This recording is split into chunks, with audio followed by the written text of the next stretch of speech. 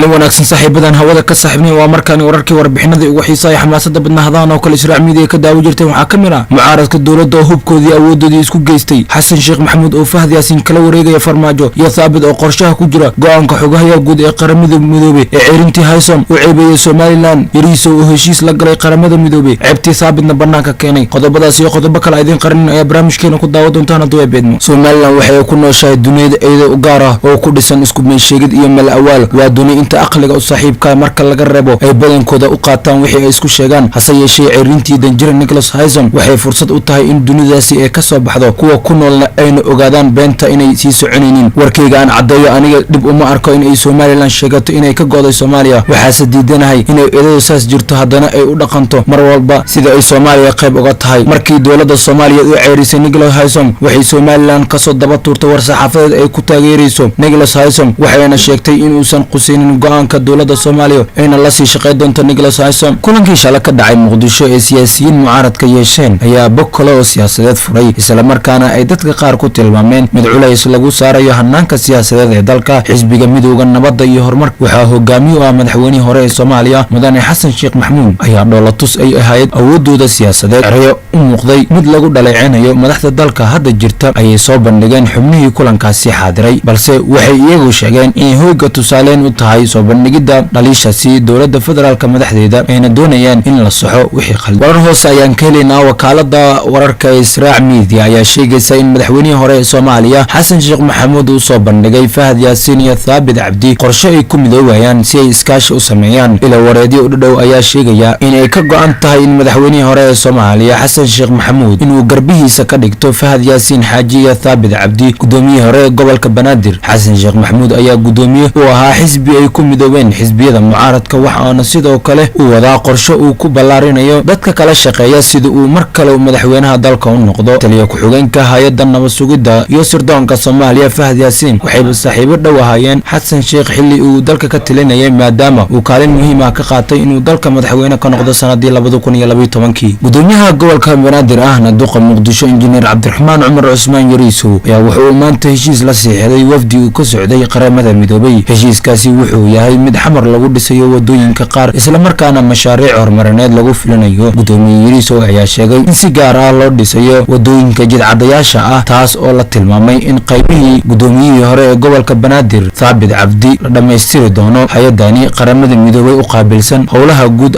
ayaana la sheegay in heshiiskani ay ku qaadanayso lacag badan balse lagu dhisayo wadooyin burbursan oo ku yaala Muqdisho